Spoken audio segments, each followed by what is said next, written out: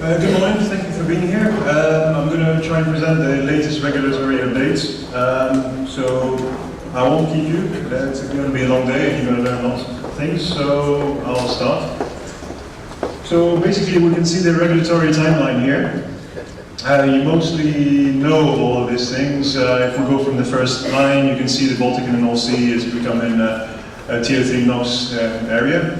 LSFO worldwide from 2020, you can see and you know all the headaches that are coming from that.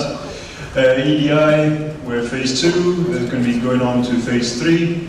The DCF is going to start soon as well, which is called the Global MRV, for people to make it more clear.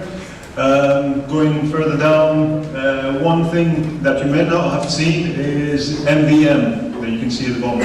Those are market-based measures, which we'll talk about soon, and are actually on the CO2 side of things, and could be quite interesting for ship owners and for the actual strategy for the future. So, basically looking at SOx. You may have seen this in the past. There was an assessment of what was the availability for low sulfur fuel. There was two studies, one by BIMCO and one by the MEPC. And one study said there was enough actual availability, and the other study said there wasn't. Unfortunately, they went for there will be availability, so in 2020 we have the SOx 0.5% regulation.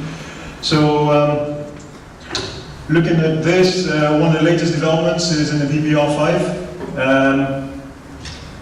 Basically, they're looking at the consistent implementation of the regulation of Annex 6. So there's going to be a development of some draft guidelines, so it can be implemented correctly. Draft amendments to the Annex 6, proper definition of sulfur content, and some procedures for the testing and verification of the fuel oil samples. Some draft amendments to some guidelines, the 2009 PSC guidelines, some 2010 monitoring worldwide for the average sulfur content, and the onboard sampling as well, that's going to be updated. There's also a very big news, which is the carriage ban on non-compliant fuel. So what it's looking at the moment is if you don't have a scrubber on your vessel, you won't be able to have HFO. You won't be able to even carry it on board. So only the HFO, the 3.5 will only be provided for people with scrubbers.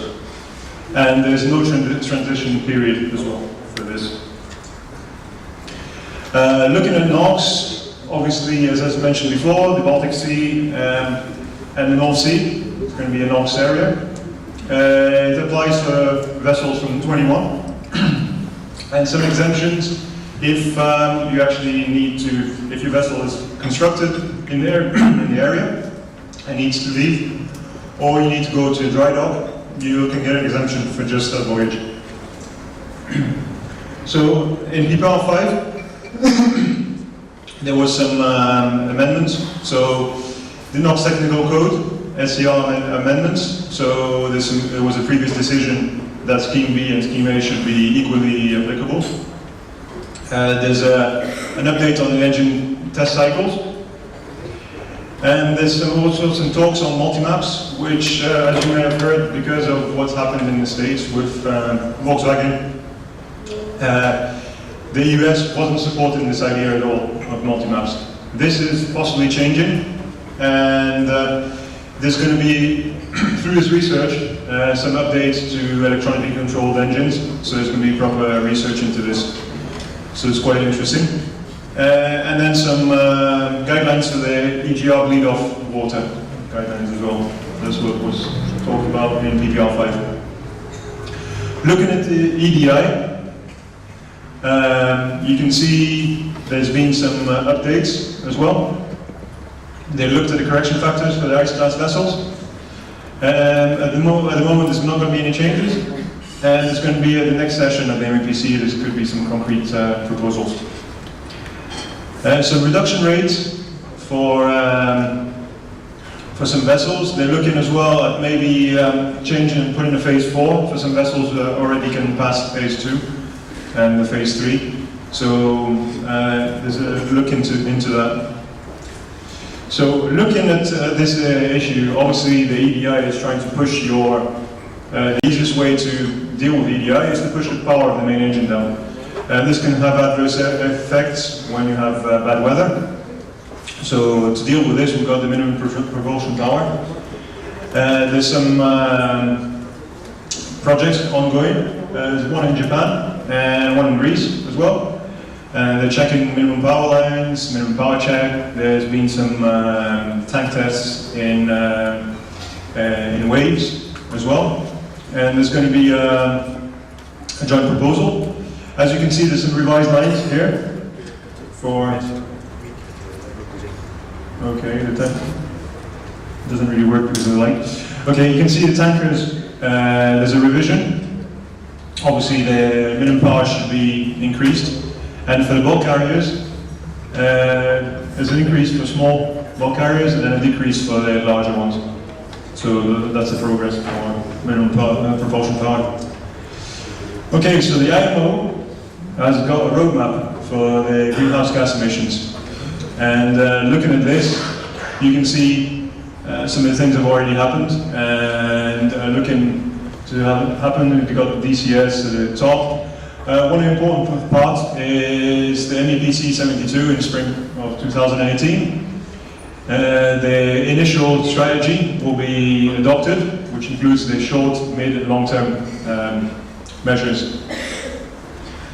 And another important part is in 23, which will be the adoption of a revised IMO strategy. And in this, you can see part of the mid-term strategy will be the NBMs, which I mentioned at first. Market-based measures. So basically, they're looking at either putting a fuel levy or tax, so obviously adding to the price of fuel, or starting an emissions trading scheme, which has been happening in other industries. If we look at shore-based power or aviation, they have a $10 per ton of CO2 price, which we expect will be a starting point for shipping as well, based on, shall we say, a normal scenario. If they see that there needs to push ship owners to do better, they may go for $20 or $30. But it's worth noting when you think about what your strategy is for the future. As a quick example, putting scrubbers on will help for the SOx, but it actually could increase your CO2 emissions. Using a different fuel, maybe you'll have a different carbon content, so it could knock you down. So it's worth bearing this in mind in market-based measures. Okay, looking very quickly at the DCS. So, you start with adding the methodology in SEMP. The RO or the flag shall ensure the SEMP complies with the regulation. And then on the 1st of January 2019, you start the first reporting period. You have 3 different methods of keeping the noting down the consumption. So you can either have BDNs, monitor the fuel tanks, or flow meters. So you aggregate the data and you report at the end of the year, send it to the flag of the RO, and you verify the reported data, and then the flag of the RO issues the statement of compliance, and then transfer to the IMO fuel consumption database. As you can see, this is different from the MRV. You need a flag or RO for the verification of this, rather than another company. And looking at this is for vessels above 5,000 gross tonnage. Now on international voyages, you need to monitor the fuel consumption by fuel type in metric tons. Your distance traveled, hours in the way. The calendar year is 1st of January until December 31st. Distance traveled is traveled over ground. And the flag administration needs to verify the data. So the guidelines need to be finalized. At the moment it's a bit rough and in progress. And, but they have provided the actual reporting format. You can see it's a bit simpler than MRV.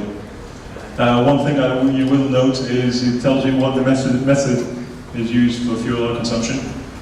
And that if you have a different method, you'll need to take it into account more.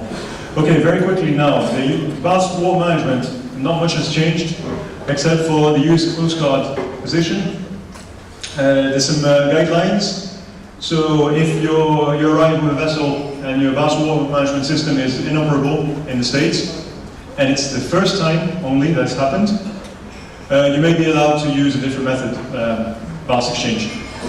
They note very clearly that lack of consumables is not a justification. The vast water management plan should have an alternative method inside.